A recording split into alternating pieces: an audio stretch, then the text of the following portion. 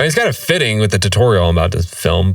What's up, Dawn Nation? I have been using Serum for like 20 years, for at least 30 years, but never have I ever thought about using this part of Serum before, which is blowing my mind. We filmed a tutorial with AU5 where he took my burp and he turned it into a gnarly bass growl. At the very end of the tutorial, he did this thing and I was like, why have I never thought about that before? And it made it sound so freaking cool. It literally took the sound from sounding like this into sounding like this.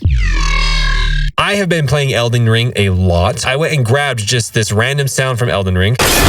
If you've been playing Elden Ring and you actually know where that's from, put it down in the comments. I want to know if you can figure it out. So I drug it in, made a wavetable out of it. I put it into ASM Plus, which of course, like we all know how to do this, whatever. And really quickly, just to show you, if we go into effects, here's my hyperdimension, distortion, compression. There's really nothing else going on the back end, but it's this thing right here, mapping an LFO to detune. I never realized how wet and metallic that it makes the sound. Like, it's incredible. Like, check this out. So I copied oscillator A over to B just to take off the effect first so you can hear what the sound is like. So this is the Elden Ring sound.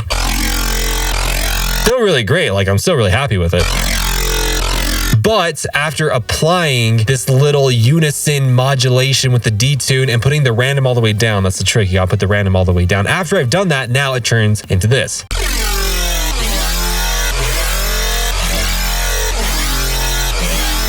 It sounds so good.